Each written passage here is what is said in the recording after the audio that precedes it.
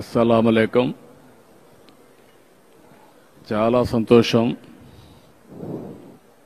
ఒక శుభ సందర్భంలో రంజాన్ మాసంలో ఈరోజు మిమ్మల్ని అందరినీ కలవడం నా అదృష్టంగా భావిస్తున్నా. అందరికీ రంజాన్ శుభాకాంక్షలు. ఈరోజు మిమ్మల్ని చూస్తే నేను 40 ఏళ్లుగా రంజాన్ జరుపుకుంటున్నాం. నేను కూడా భాగస్వామి అవుతున్నాను. అయితే మీ అందరిని చూసినప్పుడు ఒక క్రమశిక్షణ, ఒక దాతృత్వం, ధార్మిక చింతనల కలయికే ఈ యొక్క రంజాన్ మాసం. అత్యంత పవిత్రమైన మాసం. మనమందరం కూడా పవిత్రమైన భావంతో ఈ రంజాన్ పండుగ జరుపుకుంటున్నాం. ఈరోజు మీరందరినీ చూస్తే ఉదయం నుంచి ఇప్పటి వరకు నీళ్లు కూడా తీసుకోకుండా ఇప్పటి వరకు దీక్షలో ఉన్నారు. ఒక కఠినమైనటువంటి దీక్షతో ఉన్న మిమ్మల్ని మనస్ఫూర్తిగా అభినందిస్తున్నాను. ఇది ఒక గొప్ప ఆచారం, పవిత్రమైన ఆచారం. ఉదయం నుంచి ఖురాన్ చదవడం, ప్రార్థనలు చేయడం, ధ్యానం చేయడం, అదే మరి ఇతరులకు సహాయం చేయడం, ఇలాంటి మంచి పనులు చేసి ఒక పాజిటివ్ దృక్పథాన్ని అలవరుచుకొని మీరు మీ కుటుంబాలు ఆనందంగా ఉండడం కోసం పనిచేస్తున్నారంటే, అదే సమయంలో సమాజం కోసం కూడా మీరు దోహా చేస్తున్నారు. దానికి మనస్ఫూర్తిగా మిమ్మల్ని అందరినీ అభినందిస్తున్నానని చెప్పి కూడా నేను మీకు తెలియజేస్తున్నాను. ఈరోజు మనందరికీ ఖురాన్ నేర్పించినటువంటి ఒక మంచి గుణం, డబ్బులుండేవాళ్ళు వేరే వాళ్ళకి సహాయం చేయడం. ఇది ఒక పవిత్రమైన ఆశయంతో మీరందరూ ముందుకెళ్తున్నారు.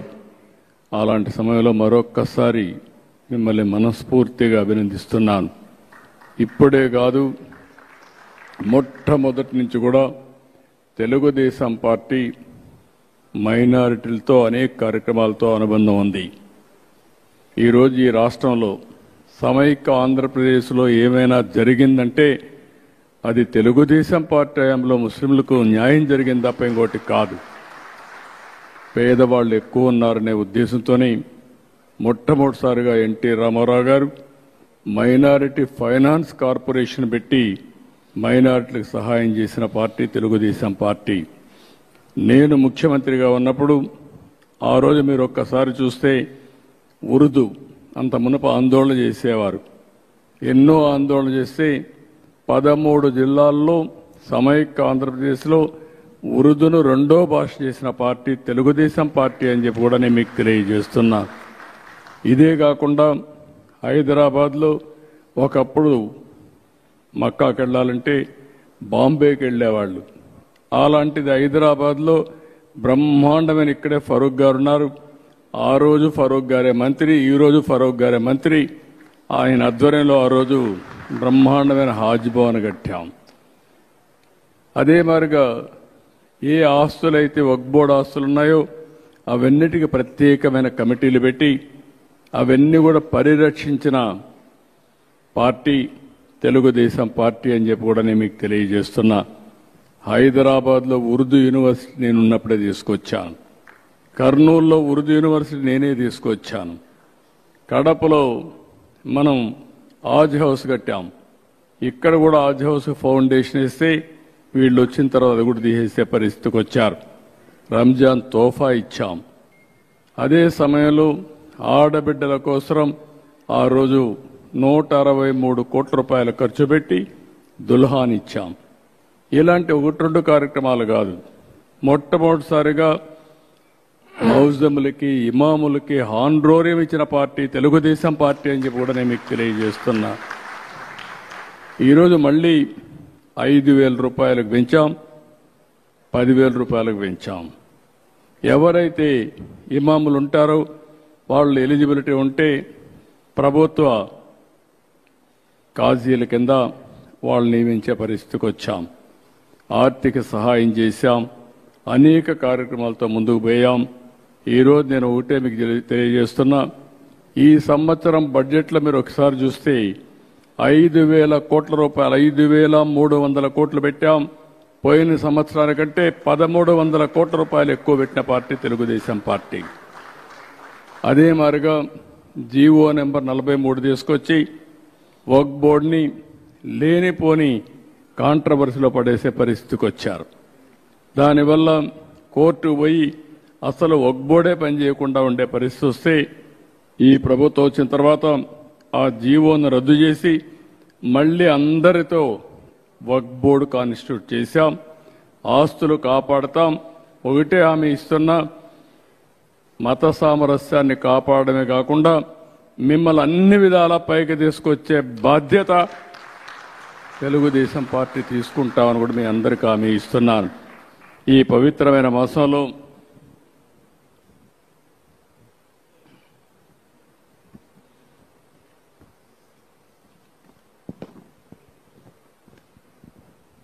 మీరందరూ కూడా మీరు సంపాదించుకున్న డబ్బుల్లో కొంత ఖర్చు పెడతా ఉంటారు పేదల కోసం. ప్రత్యేకంగా జకాత్ అనే కార్యక్రమం పెట్టుకొని ఈ జకాత్తో పేదలకు సహాయం చేసే గుణం ఉండే కమ్యూనిటీ ఈ ముస్లిం సోదరమండలి అని చెప్పి కూడా నేను మీకు తెలియజేస్తున్నాను. నేను అందుకే ఈ పవిత్రమైన మాసంలో నేను ఒక కార్యక్రమానికి శ్రీకారం చుట్టాను. జీరో పావర్టీ P4 కార్యక్రమం. ఆ కార్యక్రమం ప్రకారం మీరు ఒకసారి ఆలోచిస్తే డబ్బులుండే టాప్ 10%, డబ్బులు లేని కింద నుండే 20%కి పూర్తిగా సహకరించాలని నినాదంతో ముందుకు పోతున్నాను. దానికి పేరు కూడా పెట్టాను, మార్గదర్శి బంగారు కుటుంబం. ఎవరైతే సహాయం చేస్తారో వాళ్ళని మార్గదర్శిగా పేరుతో పిలుస్తాం. ఏ కుటుంబానికైతే సహకారం అందిస్తామో బంగారు కుటుంబం అనే పేరు పెట్టి నేను ఒకటే ఆలోచిస్తున్నా. ఈరోజు ప్రభుత్వ విధానాల వల్ల P3 ఉంది. అంటే ఈరోజు మీరు ఒకసారి చూస్తే ప్రభుత్వం ప్రైవేట్ భాగస్వామ్యంతో ఆస్తులన్నీ వస్తున్నాయి. ఒక రోడ్డు, ఒక టెలికమ్యూనికేషన్, లేకుంటే ఒక పవర్ ప్రాజెక్టు, ఇవన్నీ వస్తే మనకు వస్తువులు వస్తున్నాయి. కొంతమంది కోట్ల రూపాయలు సంపాదిస్తున్నారు. ఇంకా పేదవాళ్ళు ఉన్నారు. 3 పూట్ల సరైన తిండి లేకుండా, పిల్లలకు సరైన చదువు లేకుండా, ఆర్థిక అసమానతలతో జీవన ప్రమాణాలు కూడా సరిగా లేని పరిస్థితి ఉంది. అందుకే నా జీవితంలో ఒకటే ఆలోచించాను, పేదవాళ్లతో నేను ఉండాలనేది నా జీవిత ఆశయంగా ఎంపిక చేసుకున్నా. అందుకనే మీరు చూసినప్పుడు జీరో పావర్టీ P4 అన్నాను. 100% పేదరికం నుంచి పేదవాళ్ళని పైకి తెచ్చే కార్యక్రమానికి శ్రీకారం చుడతాను. ఈ సంవత్సరమే 30వ తారీఖున ఈ కార్యక్రమాన్ని శ్రీకారం చుట్టి ముస్లిం సోదరులు ఎవరు పేదవాళ్ళున్నా వాళ్ళని అన్ని విధాలా పైకి తీసుకొచ్చే బాధ్యత ఈ ప్రభుత్వం నేను తీసుకుంటామని చెప్పి కూడా నేను మీకు తెలియజేస్తున్నా. ఈ రంజాన్ మాసంలో మీరు కూడా దువా చేయండి. మన అందరం కూడా బాగుండాలి, అందరం కూడా ఆర్థికంగా పైకి రావాలి. మీకు ఎప్పుడు నేను అండగా ఉంటాను. అన్ని విషయాల్లో మీతో కలిసి వస్తానని చెప్పి మరొకసారి మీ అందరికీ తెలియజేసుకుంటూ అందరికీ నమస్కారాలు, ధన్యవాదాలు. Thank you. इफ्तार के लिए सिर्फ 2 मिनट बाकी है. दुआ कर लेंगे सर. दुआ చేసుకుందాం. इफ्तार కోసం 2 मिनट्स ఉన్నాయి. दुआ చేసుకుందాం. కూర్చోండి. सब दरूद शरीफ पढ़ ले. अल्लाहुम्मा सल्ली अला मुहम्मद व अला आलि सय्यिदिना मुहम्मद.